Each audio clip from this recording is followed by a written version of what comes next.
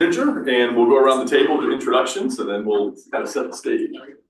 I'm Mae Rothschild Shea. I'm landscape designer with Sebago Technics. I'm Aaron Hunter, civil engineer and project manager with Sebago Technics. I'm Jeff Emerson, the assistant town manager for Topsham. Dennis Cox, Topsham Public Works Director. I'm Remington McDonald. I'm a project engineer with Sebago Technics. We've had a good attendance at all these meetings, and probably most of you were here at the prior. We've had two prior, but the one we had last fall was Sebago Technics came in with some preliminary ideas, looking for comments, and we got a bunch from your group.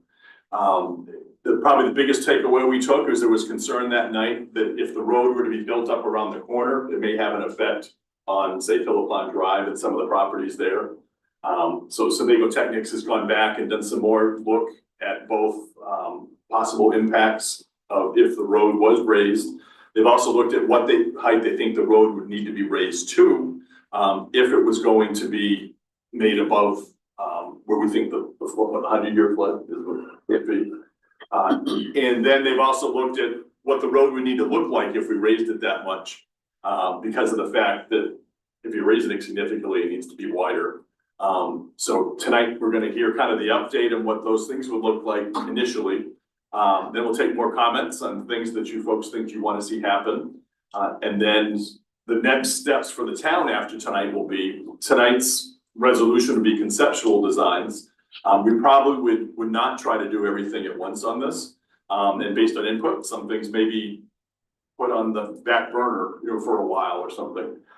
There's basically three types of work that we've been doing on that road or could potentially do. One is emergency work, which, as people know, across from the Imries residence, we had a place where it was starting to undercut the road, and we did some emergency work last fall that seems to have taken well and done a good job there. We have a similar place in front of the Vernon residence that's getting worse. The same thing, it's in danger of getting under the road. So we're looking at doing a small section of emergency work there. Those two things we've just been paying out of town funds. Based on the results of tonight, or you heard a lot, the first thing about some nature-based solutions in the areas that aren't so severe that could have plantings potentially done that would hopefully keep it from getting worse. And then some areas that might need more hardscape type solutions. There had been some ideas for some grants we might be able to apply for to help fund the nature-based. Things have changed a lot in the past month, and those grants may or may not exist anymore.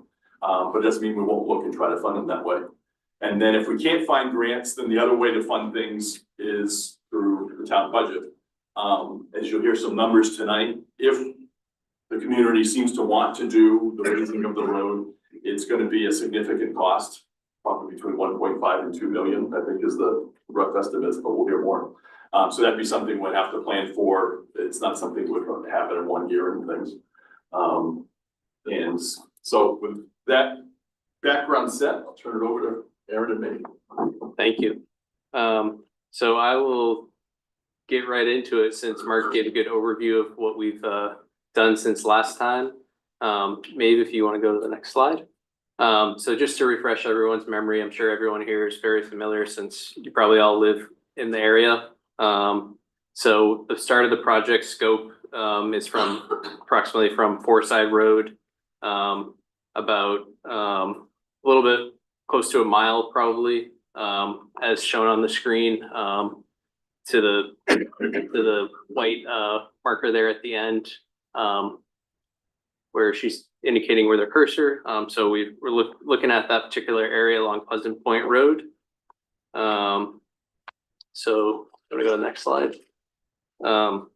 So just going back and getting a little bit more into the areas that we've talked about before, try to keep it brief on those.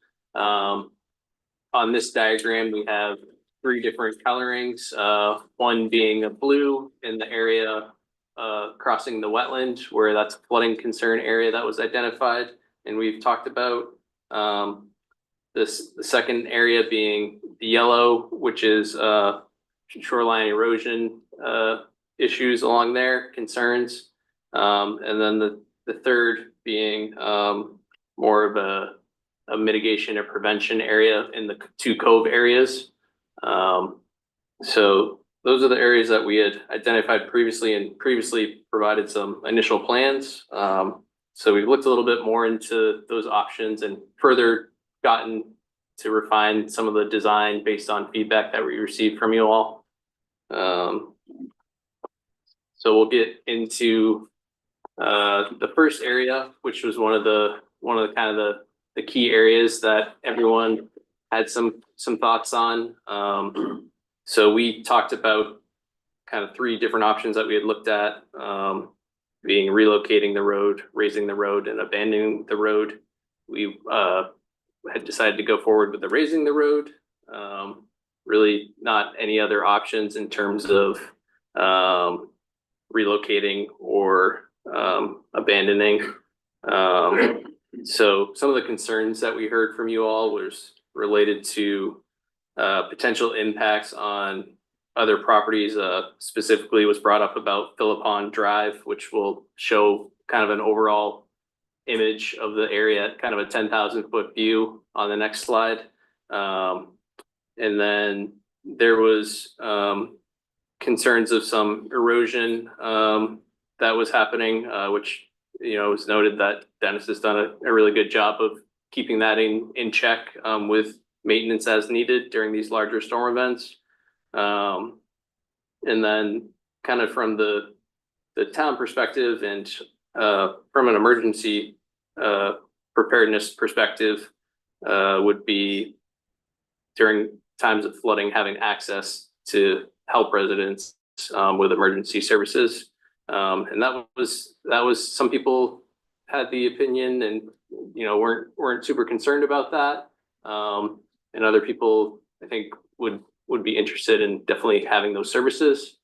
So we went ahead and did a little bit more study work to further look at the area from a global level to kind of get a better idea of what potential impacts might be on adjacent properties, and also to establish a better elevation to set the road to prevent flooding, and also to increase the size of the culvert. So we've come up with two different options that we're going to share tonight. One being both involving raising the road. One, maintaining the existing alignment of the road. So building up over the existing road, and that would involve some extension of fill onto both the southerly and northerly properties. And then the second option would be shifting the alignment to the north, as it was kind of discussed that the southerly property may not be interested in going forward with a solution there. So something to not impact that right away. Maybe if you want to go to the next slide. So on this slide here, we're looking at the area shown in blue, which is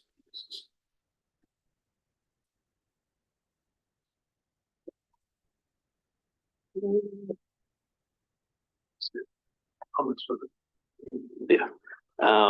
So the area shown in blue here, you have oh, there we go. It's handy. Oh yeah. You have Pleasant Point Road right here, which is our area of concern with the flooding, where you have the wetland area that interconnects between Foreside Road and over to the river along here. Then you have Androscoggin along here, along this side. You have some interconnected areas that have some channels with some flooding. It's all a very flat area. You have Philippon Drive over up here. And this blue image shows the areas below the 100-year flood zone. So that's elevation 9. So as you can see, during that 100-year storm, it would be likely that these areas are experiencing some sort of inundation. I don't know in terms of Philippon Drive if that's seeing any during the storms. That'd be something to get some additional feedback from everyone. But we looked a little bit more into the FEMA flood insurance study for the area, and it indicates that the flooding experience in this area is due to backwater from Meeting Bay, having all these water bodies converging into this Meeting Bay area with potential restrictions causing backwater during large storm events where it not allowed to go in further, and it kind of goes up in and into the flat areas that are inundated during those storm events. So given the inundation during the large storm events, really the option of raising the road, we looked at that, and that raising that road, we do not feel that it would have any sort of like measurable impact on the Philippon Drive area, just because of the overall scale of the watershed, and we're going to be increasing also the culvert size that will act as an equalizer, and we can talk about that a little bit more. We did size that basically on the tributary area that's going to it, so all the area that naturally goes to it, and to make sure that that could function during normal times as it does today. And then understanding that this culvert here at Forsyth Road is only 60 inches. We didn't want to make it any bigger than that to put any additional flow going towards there. So that's kind of how we looked at that.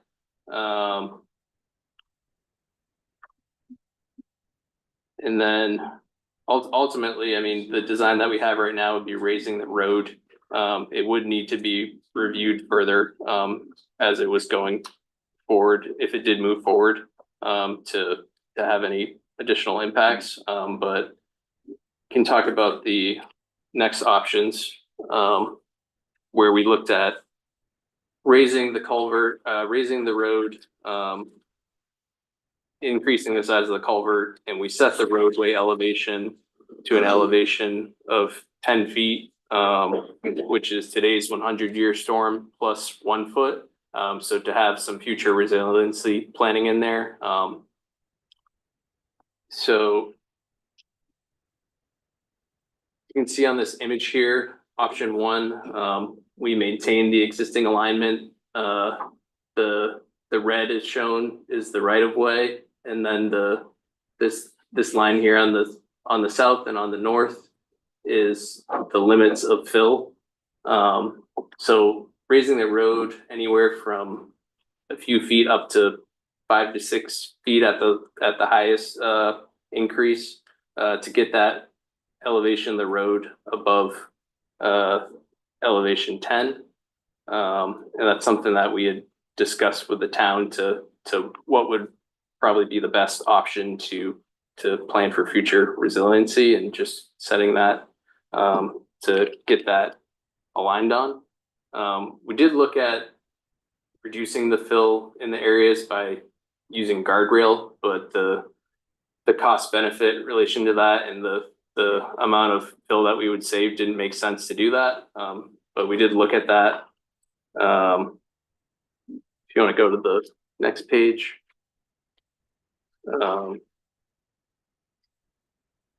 So this gets into where the stream, or sorry, where the wetland crossing is.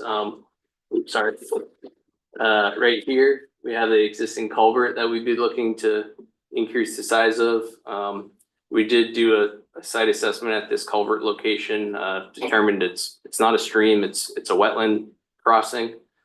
So we looked at sizing that relative to that, really fitting up to that 60-inch culvert to not increase the flow going through there relative to that existing 60-inch pipe at Forsyth Road.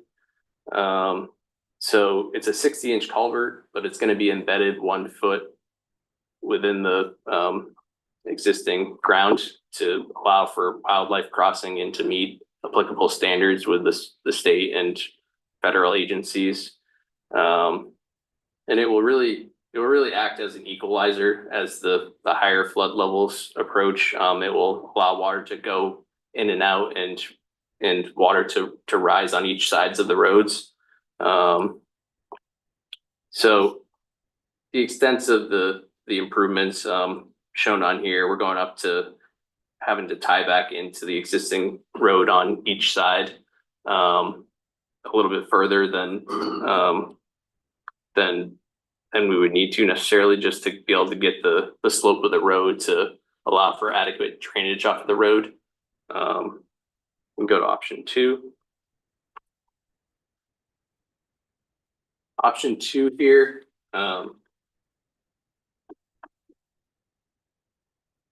We're shifting the horizontal alignment of the road to the north. So in the first option, we were keeping it where it was. And that was going to require some grading rights on, oh, looks like I might have died, but will require some grading rights. This option will require a right-of-way acquisition from the abutter on to the north. But we did want to look at this option because it was previously voiced that the person to the north would be interested in potentially allowing this to be done, whereas the person on the south might have some concerns. So we did want to look at this option.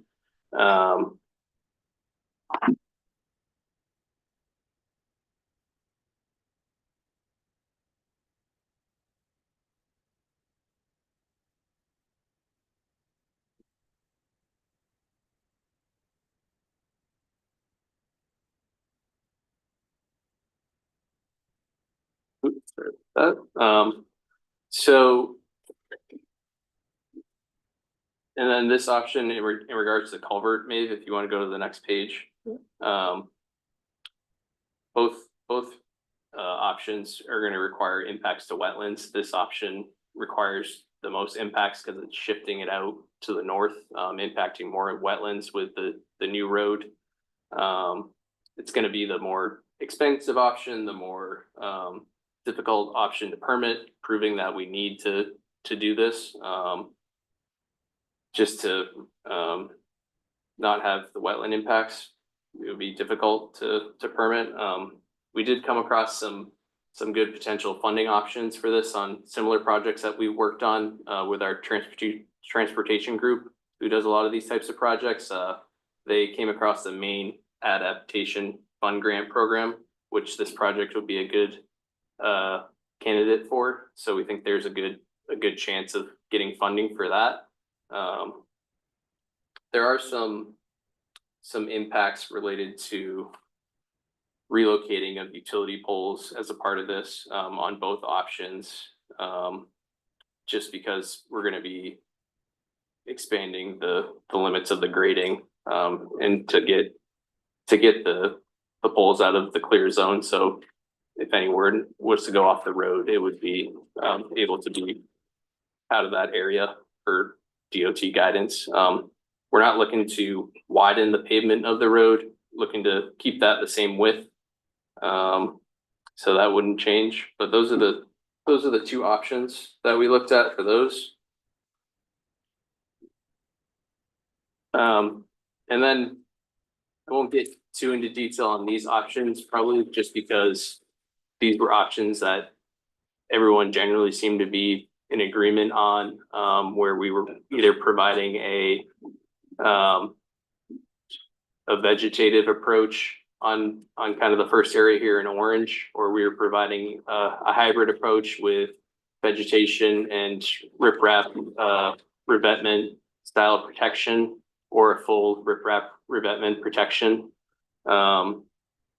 So some of the concerns that were voiced at the last meeting were how this would impact areas up and down stream of where we're proposing to add these hard armoring techniques.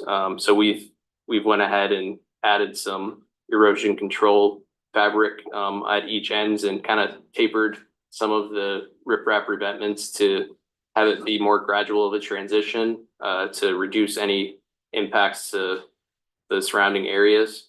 There was some concerns about invasive species, and then also concerns about the height of proposed vegetation. So we've continued forward with our design, incorporating those items.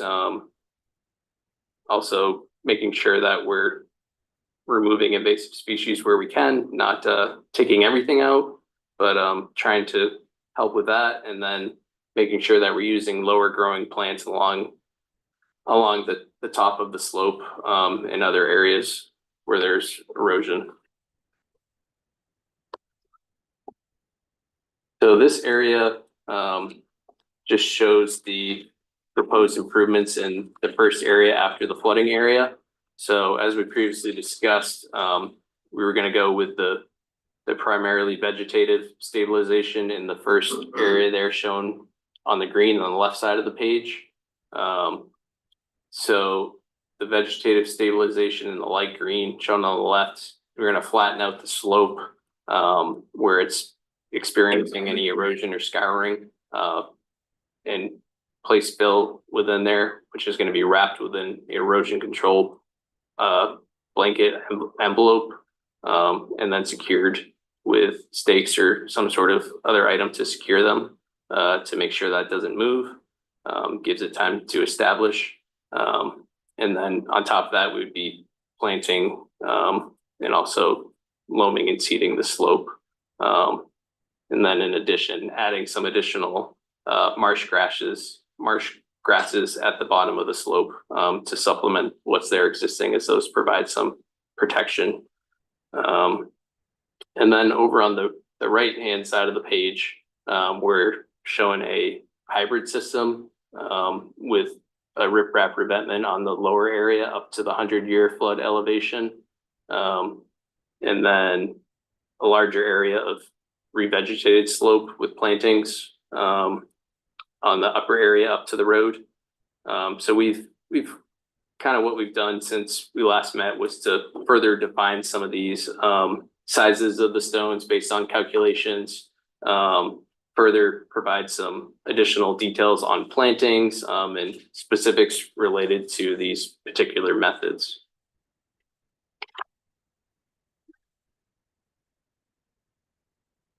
This area here, as you continue down Pleasant Point Road, this is another area where there was some erosion. There's been some repairs along here, and they've done some additional repair. The town's done some additional repairs since we actually prepared these plans. So this area was fairly straightforward in terms of the most probably immediate threat to erosion, really wanting to protect the existing road with a hard armored solution with a revetment and any repair of the existing revetment. And that was well received at the last meeting in terms of everyone was in agreement that that's the top priority. So we continued on with the design. And then, like I said, the town has made some additional improvements since we last met. Slide. So getting a little bit more into the detail on this area, similar to some of the other areas where rip wrapping up to the 100-year storm elevation. We've gone through the exercise of sizing those stones to make sure that they can withstand the flows within that area. And then we've also just looked a little bit more and updated some of the additional details in regards to plantings, which we'll show and maybe we'll talk to a little bit more at the end. And then this area here is towards the end of the improvements for the erosion area, that first erosion area. So between PO Box 94 and Box 110, the town has done some emergency improvements to shore up the existing shoreline there. So filling in between some existing repair areas, as shown there with the orange arrows.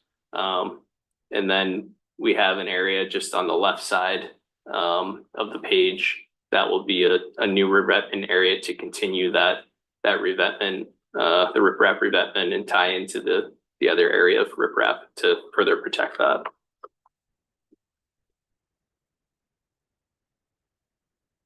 Area 3, this was one of the cove areas, gradual transition down to the road, compared to the steeper areas. Not a whole lot of erosion observed in this area.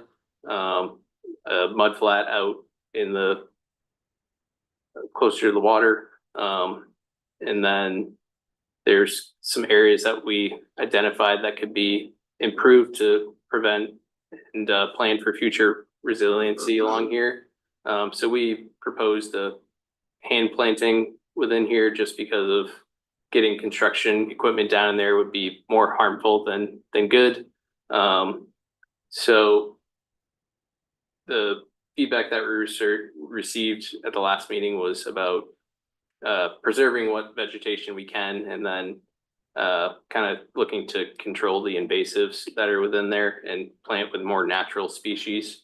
So we came up with some planting plans, which, like I said, maybe we'll touch on a little bit later. And we came up with a plant palette that is native species that should work well in this condition. These are a couple of the areas that Mark had alluded to that seemed like would probably be good options to get funding on and knock these out earlier. Gonna have to look a little bit more into the funding, but it's probably one of the easier options to complete, I would imagine.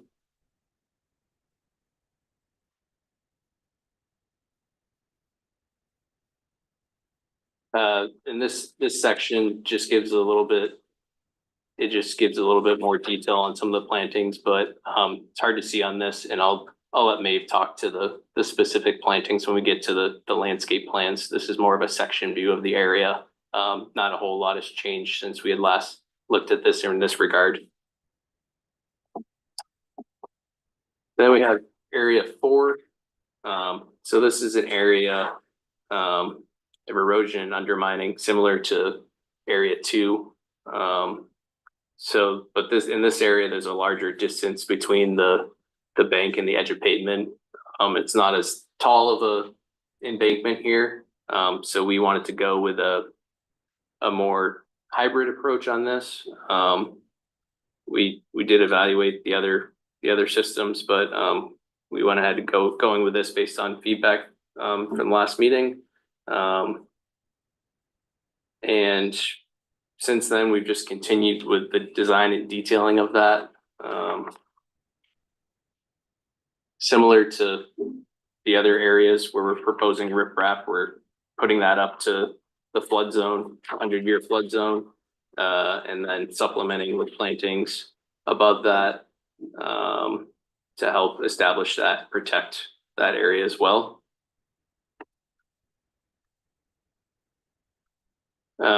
And then this is basically the same thing as area 3, the other cove area. So doing some more hand plantings here. We've come up with some more, come up with the planting plan, limiting, not introducing any invasives and keeping with natural and native species. And then that's just an updated cross-section view. One of the big things that I haven't mentioned that we updated since the original presentation, which, from your perspective, probably doesn't, you can't see a whole lot, but we've changed from using LiDAR contour information instead of survey grade contour information. So on the ground, went out and picked up elevations of different points to do our design based off of, where previously it was based on publicly available blown LiDAR information, which is not as accurate. So we've updated our designs to incorporate that. This is where I'm going to let Maeve get into the plantings. That's way out of my element. So Yeah, so basically, like everything else, not too much has changed from the palette. I had, last time we had met, I had spoken about how I had already walked the site. I had taken inventory of what native species were around, if I saw any invasives and, items like that. So basically, a lot of the species I chose were species I had already seen in those, in that existing plant community. And then also knowing what that plant community was, I kind of expanded just a little bit to make sure that, you know, plants would survive in these areas. I do have the landscape plans, so we can kind of go through them rather quickly. Just to kind of show you guys where some plants are gonna be and where more seed-based, plantings will be instead. So these vegetative systems that Aaron was talking about in the beginning, I have some shrubs and some lower growing plants, going. So, you know, like I had on the vegetation palette, there's the winterberry, there's the rush grass that's gonna be closer to the mud flat area. The winterberry are these larger circles here, so closer to the bottom, also to help protect any sort of storm surge. Not that because it's a mud flat, I don't expect much storm surge to really be hitting that area as much, because the rush wouldn't really be growing there if that were the case. But that winterberry will actually, you know, be pretty strong compared to your lower growing junipers and such. So that'll still protect your view too. So the winterberry will be on the lower elevation and the low growing junipers will be on the top portion of the bank. Everything will also be overseeded. That goes for all green and orange areas. Everything will be overseeded with either an erosion control mix, which is also all native species. They're from wetland, the New England Wetland Plants company. And then also these wetter areas. So this vegetative system here will be a wetland erosion control mix as well. So it'll withstand any salt tolerance as well. So as I said, larger shrubs on the bottom. Orange areas are just kind of showing that it's a different type of erosion control blanket. The dark green areas are gonna be your kind of straw and coir blanket. So it's not as long lasting. It's really there to let the plants take hold. And the orange is more for that end effect that we were kind of concerned about. And so that will not be biodegradable. It'll be there to withstand any storm surge as much as possible, better than the biodegradable would. So some of these strips I planted where I could to try to help provide any, you know, prevention tactics for later on. And then you can see this bottom strip here, I did not think was wide enough really to plant anything that would really root well and withstand any, like, especially with plows going through and things like that. So I didn't really want to overplant. So there are some areas where I didn't want to plant too many species, but like I said, it'll be overseeded with erosion control mix and such, it is perennial, some flowers and stuff, but also grasses as well. Like your switchgrass and things like that. Another area where I thought not enough space. This is one of the cove areas. This is area 3. That first cove area that Aaron was talking about. Basically, these are all plugs too for these areas, so that way they can root a bit faster. They're younger, a bit more resilient than older species to establish quicker. And then in the back, I do have a few winterberries to try to help, because some of those areas are scouring on that backside. So those are to kind of help break up any potential wave action that might hit those slopes again. So again, as I've been saying, the biodegradable blanket, some of our other erosion control blanket. I have some junipers and such, because I noticed that there were some already growing along the roadway and everything. Like I said, trying to maintain the existing native species you have and just kind of really reinforcing those. So again, same situation, plugs going in, really trying to just fill in. What I did for the spacing is I kind of oversized it, because you already have existing vegetation there. We're just trying to reinforce what's already growing. So not trying to spec too many plugs for you guys, hopefully just the right amount. And they're really to just fill in some existing areas, so. Trying to help protect against further erosion, so.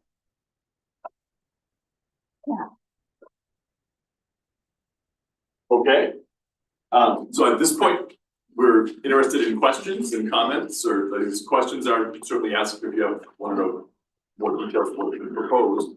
And then comments of, what do you think of this? Do you like it? Are parts of it more important to you than others? And so feel free to step up to the mic and share thoughts.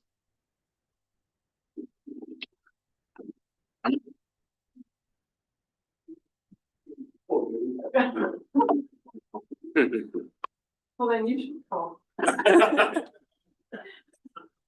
Calling more, 205 Pleasant Point. I had a couple questions when you were talking about the elevation of the road. You mentioned an elevation 10 or something, and then you said something about 5 or 6 feet. Sorry, is that better?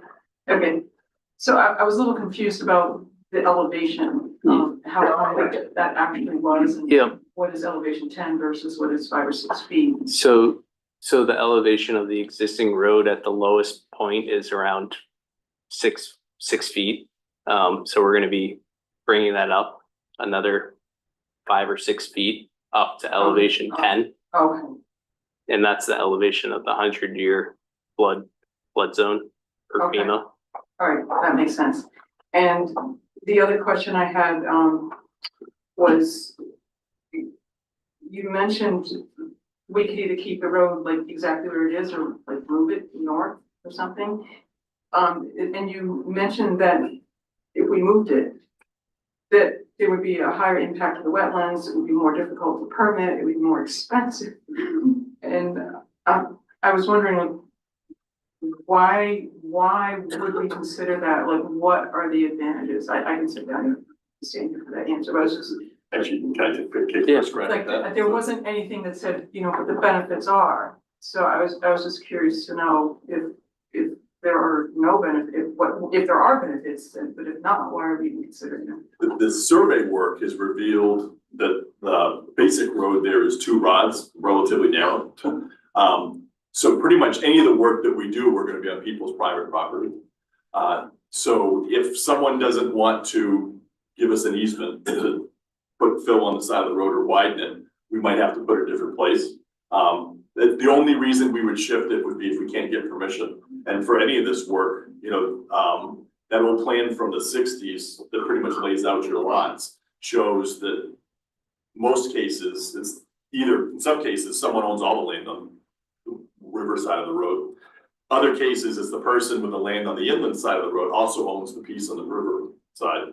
So if we can't get permission from someone to do, you know, I don't think we're interested in going try eminent domain. So we need people to work with us to make this happen. So that's the only reason that drawing was there, is if we can only get permission from one side of the road or the other, it might be moving the road. Could be we can't get permission for either side. With that, Good evening, sir. good evening, sir. Peter McCarthy. I think you listened very well. I'm very pleased with what you've offered. We started out with the bridge. We've refined that, and I do appreciate that. My biggest concern, and I speak for myself at this point, was the corner and the amount of water coming over. I endorse your idea of a bigger culvert. I'm kind of intrigued by the one on Forsyth Road, the 5-foot culvert. That's going to continue to move a increased flow of water from the Androscoggin, or is the volume of water going to be approximately the same? In general, in the higher level storm events, it's gonna be approximately about the same, I would say. Just because it's gonna be over, you know, it's gonna be going through the culvert, and it's gonna eventually be equalizing, and generally the same volume is gonna be going through there. Okay. I think one thing that may occur, we may move a problem from Pleasant Point up to Forsyth Road, but we didn't deal with that. But my point from the very beginning was, if we're putting more water through the culvert on Pleasant Point, it's coming up around through the wetlands and is going theoretically under Forsyth Road. we're okay there with the exceptional. And I'm not talking how many floods, because Forsyth Road does flood occasionally. It's just a question of how much.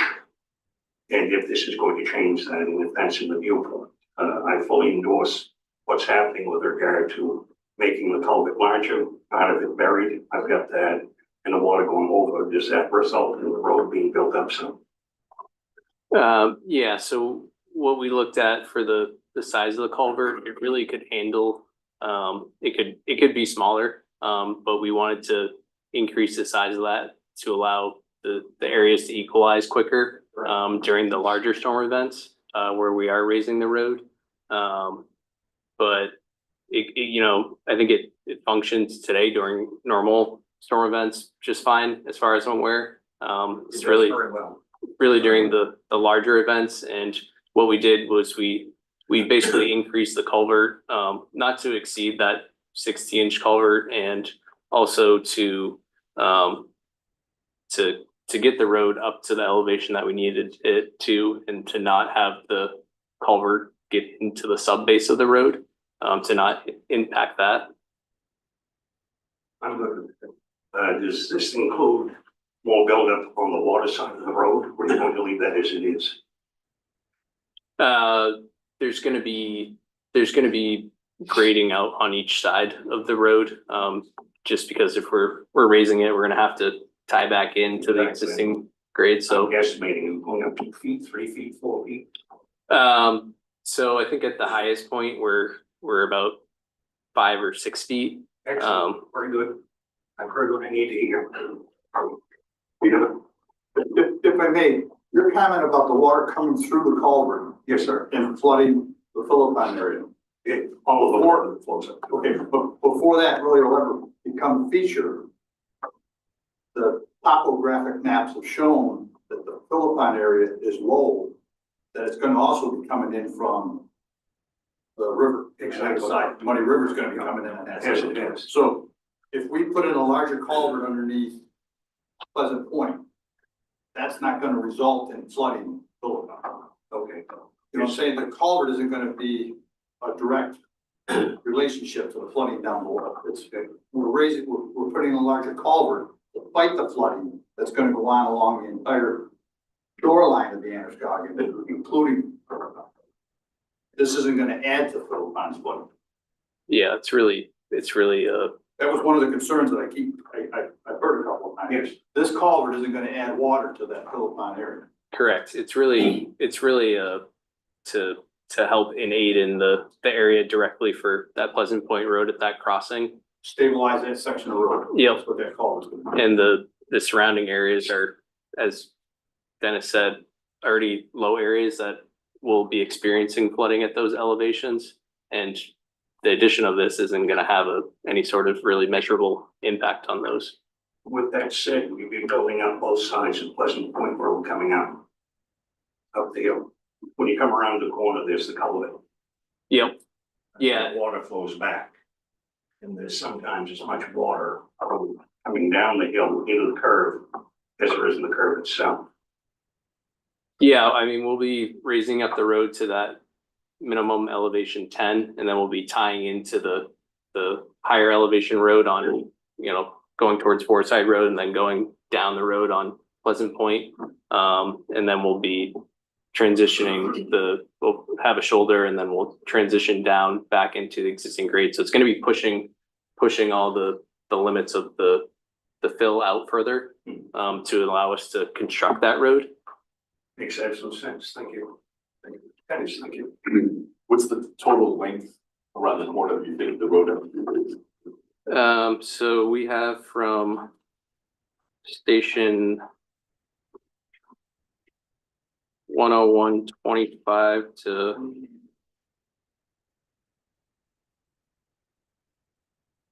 109.25.50, so about 800 feet or so. Joe Trafton, 258 West Point Road. I really enjoy this picture. You got the orange and you got the blue, lonely curves to it. What's that curve up above that? as far as not the blue, but you go above the blue and you see another big wide curve starting on the south side and head to the north, and then it goes back. What's that? The wetland area? Yeah. Yeah. Okay, how wide do you think that is? Yeah, on an average, I couldn't tell you off the top of my head. I'd have to, I could eyeball it maybe. I can help you out, it's more than 100 feet. Yeah, Yeah, okay. That is where it floods. The water can come from the Androscoggin, it can come from the Muddy River. Basically, it connects the two. And essentially, all of Pleasant Point beyond that, at really high water is an island. The way things are now. Dennis in the town did a really good job after the last flooding by basically leveling off the area where the water's coming in from the Androscoggin and when it was heading into the swamp. Before, there was a drop off on both sides. And that drop off is where the water was flowing the fastest. It would flow over the road and pick up speed as it dropped. And doing so, it started to undermine the road. And by undermining the road, the fill started moving into the wetlands. The wetlands don't benefit from having fill sliding into it. The culvert that was put in serves a nice purpose. The water goes in a little bit, and the water goes out. But when you imagine the amount of water that big curve can carry when the water is really high, no culvert is going to handle it. We're dealing with the ocean, the Mary Meeting Bay, the Androscoggin River, Kennebec fits into that too. Culverts aren't going to handle it. Now, you go up 5 feet. I would probably guess that we're good for 10 years or so, between times when water is going to get up to the top of that. Probably it's not 100 years. We had a 500-year flood in the Kennebec not too long ago. A 500-year flood, not 100. We've had a number of 100-year floods in the last 100 years. If the water starts going over the top of that, no culvert's going to stop it. What it's going to do, it's going to go over the top. It's like going over a dam. And when it does, it's going to raise all kinds of hell as far as that wetland. It's going to be, the road will go out. It'll be breached, unlike the road now, where the water goes over and flows, comes back the other side, flows back. Road looks pretty good. Dennis puts a few more rocks in, packs them down, and we're all set. It's a lot of money that's gone into the surveys that you've done, and you've done a nice job with them. But my concern is, does this have to mean we're going to spend a great deal more money doing something that's only going to lead to more damage? I'm the person that probably spoke to alarm and change the idea of the south side of the road. I'm the one who said, we've got to really worry about that, because I own the property, or my family does. What we're not going to do, I'm sure, is indicate to the rest of the people on Pleasant Point that we're not going to go along with something that everybody agrees upon at the expense of the town, and basically damaging the wetlands that are in that area. But I can't help but think this is putting a Band-Aid on something that we just have to accept. We're going to have floods, the water's going to get higher, and anything that we do that leads to damaging the wetlands is only going to exacerbate the next flood that comes on after it. So I appreciate the fact that the town is concerned about the people on Pleasant Point, but I think at some point, people on Pleasant Point have to say, this is where we live and this is what we have to deal with. And that's my opinion, but as far as moving the road, if it comes into the plans that you were talking about, to the south side, to the north side, moving over, we wouldn't find it. But I would say that it's possible if the wetlands look like they're going to get damaged by something, then that's something probably we would speak up against. And it would have to go through the town meeting, anything like this. And I would speak up and say that the wetlands are something that we really cannot mess around with. Thank you. Joe, that's very generous of you. Yeah, that's generous of you. Appreciate the fact that, if the big group thinks they still wanted to do this, you'd be willing to work with the group. Yeah, So appreciate that. Thank you. Mike Emery, 112 Pleasant Point Road. I was just wondering, is there any way, that you could dredge that? Wetlands? There's probably a way, but it's gonna be way more expensive and impactful than anything, and that's really kind of outside of what we were planning to do here. We watched like the gold rush and they have all these holding ponds. When the water comes in, the water goes into those holding ponds for a certain amount of time till it gets relieved. And I was just wondering, would that work?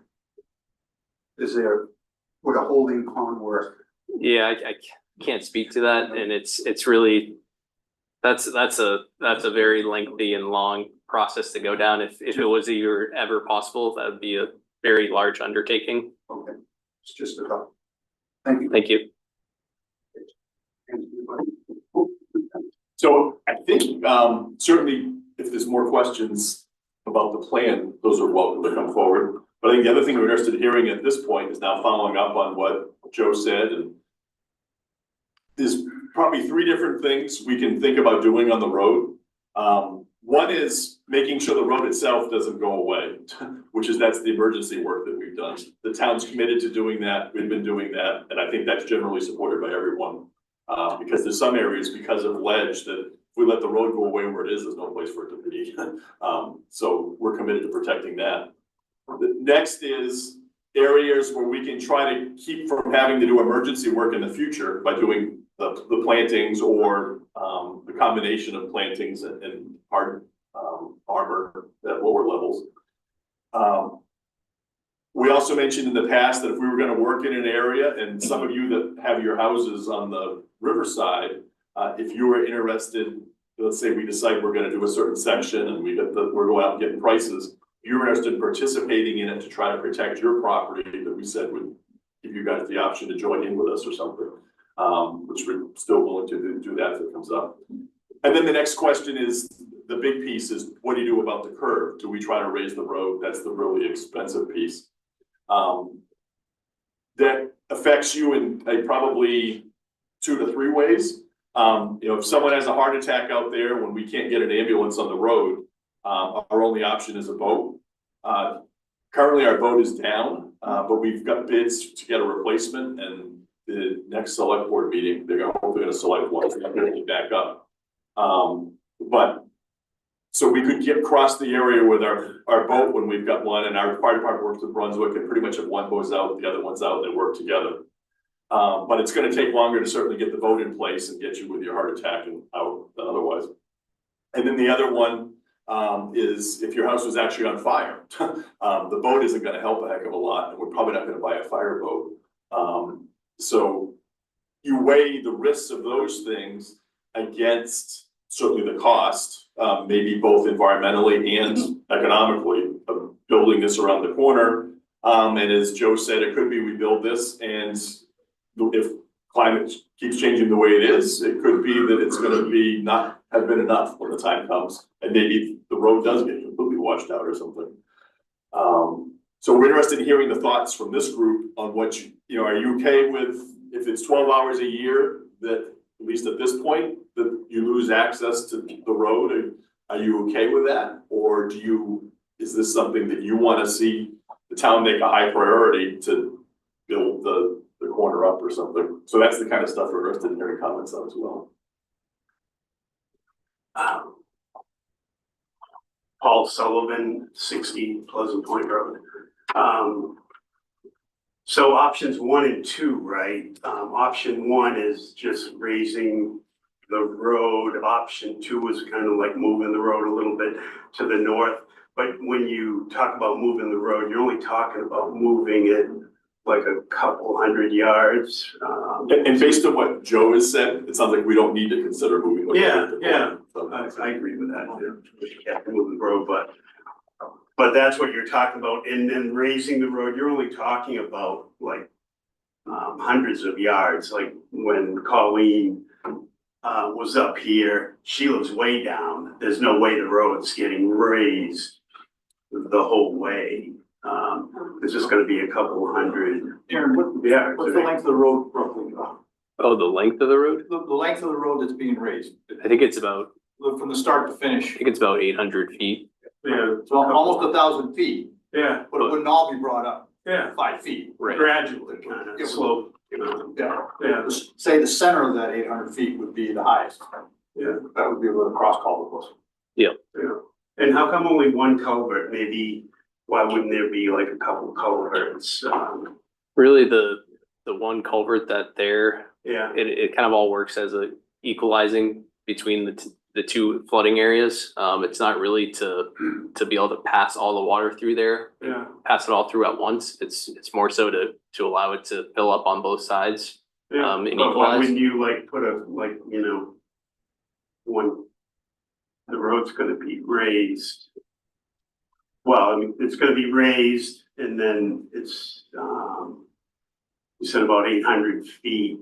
And then one culvert, why not put like a couple culverts separated by, 60 yards or something like that? Just, I don't know. I mean, just so the water goes in and then back out quickly, rather than trying to shove it all through one culvert when it's trying to leave and get back into the thing. Why wouldn't you have like just a few culverts in the 800 feet? I don't know. really just, I just something I thought. yeah. Yeah, I mean, I like raising the road up in that area. What, like Joe said though, and he's got a point, water's pretty much gonna do what it wants to do, but, yeah. I'm not opposed to whatever you guys come up with, so. And I just wanted to clear that up about the length of the,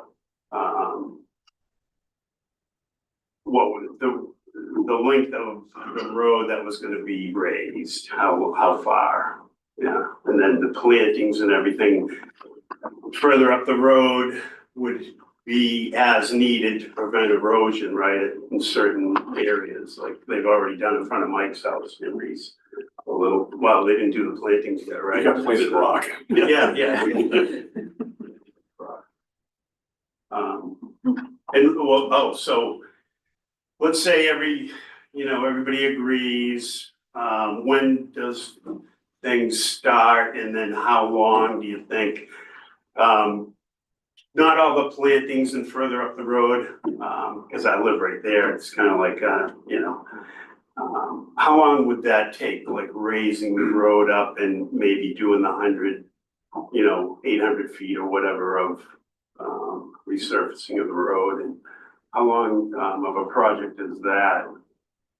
And when does it start? Does it start in the summertime or does it start in the, spring or fall? Or what year maybe?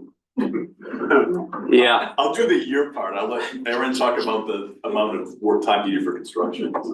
yeah, I mean, there's definitely still permitting stuff that would need to be gone through. So that could be a process, and then different processes of applying for grants, because the town would like to, obviously get as much money as they can for this. So in terms of timing and when that would be done, I don't have a good answer for you. That'd be something, Like years before it starts? that would be probably more a question for Mark, I guess. Yeah, I would- once it has to be summer, right? It's not gonna be a winter job. Yeah. Yeah, I would assume So is so. it 2 months that you think it would take, or is it? Geez, I would think it would. I'd have to talk more internally about that. I don't have a good idea on timing to construct that.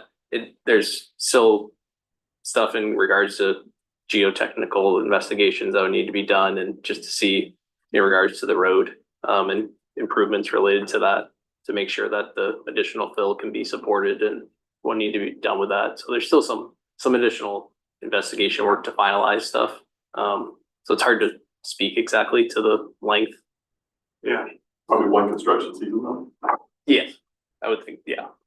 yeah, like 6 months or. I'm just talking about the road part, the raising of the road, if that takes place. Not, further down, just the raising, the finishing of the road, the grading. Maybe, Yeah, I think that definitely the culvert. Yep.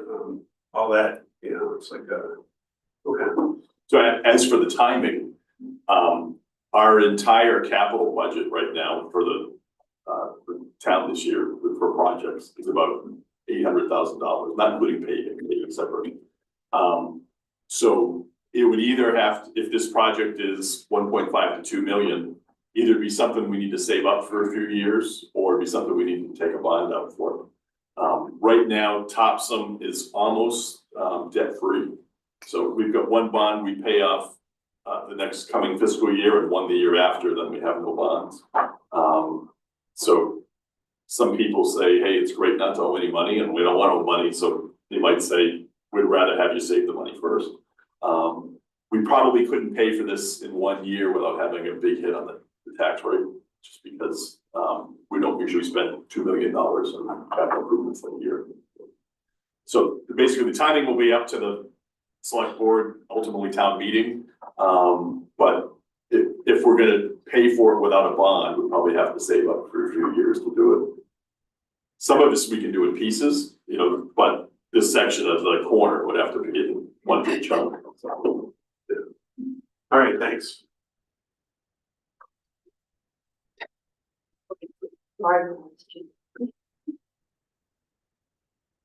Curious about plantings. Mhm. Once you plant all these winterberry and grasses and stuff, who takes care of them to make sure they get established? Well, so because a lot of the areas are wet, well, vegetation solutions, they're generally pretty well. The grasses and the shrubs I'll be planting very young, so they actually shouldn't need much maintenance. Honestly, the rainfall and the fact that it's quite a shaded area will help them a lot. It's one thing if they're getting sun constantly. But I don't think I planted anything over 3 gallons. So otherwise, I don't know exactly who would be in charge of maintenance. I feel like that might be more of a question for the town, but like I said, I tried to plant everything as young as possible because they'll be a lot stronger for everything else. So I've done the planting, we live on the edge of Maine Bay, and there's a planting that I've done there just for exactly that same reason. Mhm. And I've had to water that for at least 3 years before anything really was felt that it would stay there and grow. Because you get these droughts, a lot of those plants are on the hillside, that all the water will run down into the bay and it won't stay moist. So even little plants, I think. So I'm just curious. I think it's a great idea that neighbors in front of their houses take some responsibility to water what's in front of their house if it gets too dry or whatever. So I was just curious because I've had a hard time getting stuff to grow when there's 3 months of no, 2 months of no rain or whatever. So I think point well taken. If we start doing some of this, we'll need to make a plan for that, whether it be asking people to help us or work it into the budget. Yeah. Public Works Director just volunteered the assistant town manager to water things. We'll see if that happens. Anyway, just having had the experience of dragging the hose around all summer to keep things going. I just was curious, you don't lose all your plants. Oh, yeah. Thank you. And people watching online, if you'd like to comment, just raise your proverbial Zoom hand and the assistant town manager can get you in. But in the meantime, we'll stick in the room. Go ahead. Will Trapped at 330 Pleasant Court Road. I think my wife and I both feel like this is a lot of money. I hesitate to advocate against it if somebody actually needed an ambulance and couldn't get down, but at the same time, almost every flooding event I can remember also was a wind event. So even if the water wasn't over the road, we almost always have a couple of trees over the road. So I think the likelihood that we're gonna protect ourselves in the event of emergency is somewhat limited. CMP's intentions will need to get to us. And save money. Thanks. Other comments, thoughts? Oh, sure, come on up.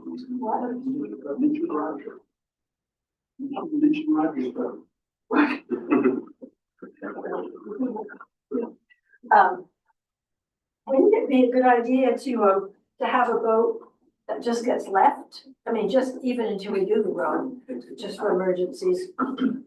So that we have a boat there, we don't have to chase one down from another town. That could just be, emergency boat. I'll let, our assistant town manager was deputy fire chief in Brunswick, so I'll let him talk about whether that would be good or not for our boat. Well, I'm not, well, it certainly couldn't be our boat, because our boat would have to be available for other emergencies. It'd need to be ready for the entire town. To commit a boat, down there would be, I think, a difficult task. Yeah. Honestly, yeah, you would have to have a place to put it. You would have to make sure it was maintained, always ready.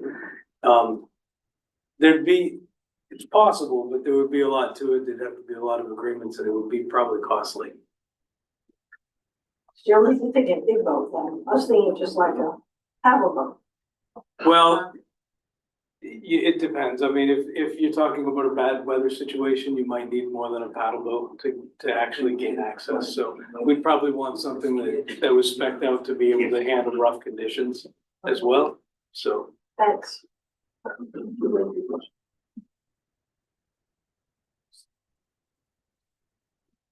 Hi. Hi. My name is Ruth Dodge and 149 Pleasant Point. I'm on one of the cove areas, but my concern really is the quality of the fill coming in if we do raise the bed. There seems to be a lot of fill needed for those areas, and just the quality. I know that times fill can be not as clean and savory. So my question is that. What type of fill do you guys recommend or? Yeah, we would specify all the construction for the road to meet Maine DOT standard specifications for the roadway construction. So it would need to be, all the contractors would provide submittals for that. We would review it to make sure it meets those specifications.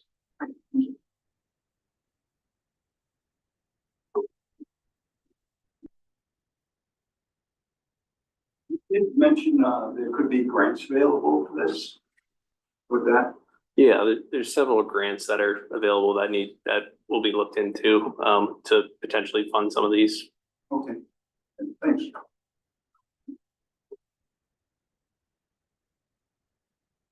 Any other comments, questions? And we scared the people online, someone dropped out. Just if we're a homeowner wanting to do the plantings, who do we contact and when and how and?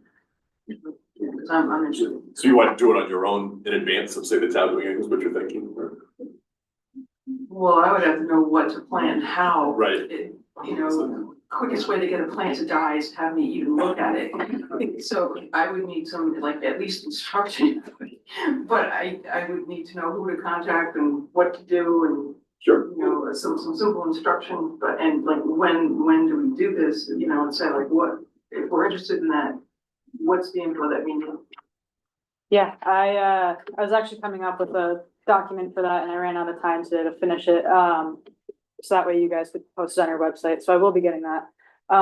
There is a nice little booklet that actually provides you with, all types of plants that you could use that also go for salt tolerance, wave predictability, things like that. But also if you're within a certain distance from the river, you will have to do a permit through, DEP, and you might want to confirm with your code enforcement officer if you need any permits. I don't believe you do, but I also don't want to speak out of turn on that. So I would verify with the code enforcement officer in Topsham, and then, it's through Maine DEP, and I can put a contact or the the type of regulation you'd have to go through. It would be a relatively quick process if you're just looking to plant and revegetate. It would probably be like a 3-week process, I believe, through the DEP. So I can get that form by the end of the week, and if you guys are able to post that on your Absolutely. website, I'll hopefully like have links on it that'll actually go to the places that you need to go to have resources, and it'll also go to this booklet too.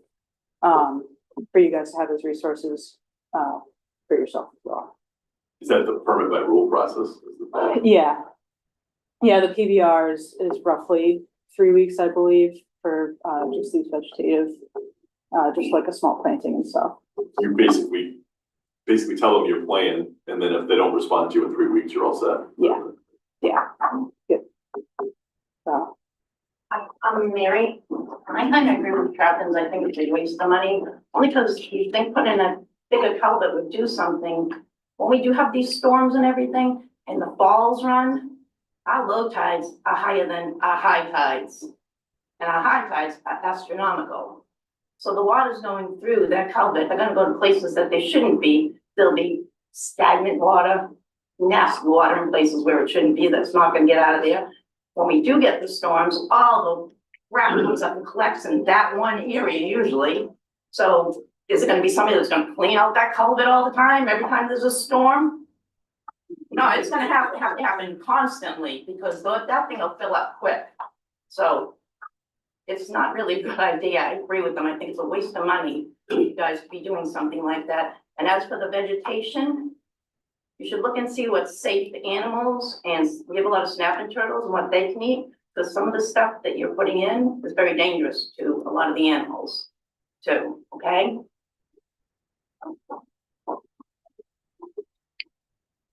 The other comments? We did this kind of at the last meeting for winding down. We did a few, like, show of hands. So how many people here, I think we'll focus mostly on the corner, because I think the rest of the stuff is gonna be kind of general agreement on if we could find the money. It seems like the plantings make sense, or the arboring area, or whatever. As far as the corner itself, how many people feel strongly they want the road raised? How many people strongly they don't want the road raised? And how many could go either way? So from what I see, it's about 50% don't want it raised, 40% to go either way, and no one raised their hand that they feel strongly they want the roads raised. Okay. Any other comments, questions before we thank our presenters tonight, and thank all of you, Bruce? Just one question, what's average high water at the highest point in Pleasant Point on a normal high tide now? Yeah, answer that, Aaron. Have to look at the plans. I don't have it on the top of my head. I don't know that I have it on here in this presentation in any of the notes. highest astronomical tide is 5.5. The highest astronomical tide based on DEP publishing is 5.5 feet. Over the pavement?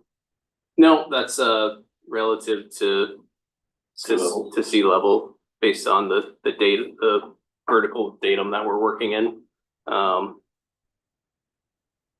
means the road is about 6 inches or something like that from the highest tide. No river movements. Sorry, that's actually the 2100 highest annual tide. The current highest annual tide, I think, is 1 point, should be on here. If you go to the next plans, actually. I think it was more like 1 point. Going. New minute. Highest 1.5. 1.5, sorry.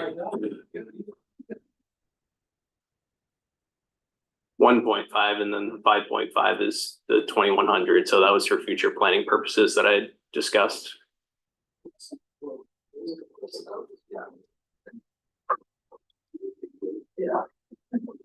Did that answer your question, Bruce? From a house on one, I don't think it's all that bad personally. river that I'd sell out.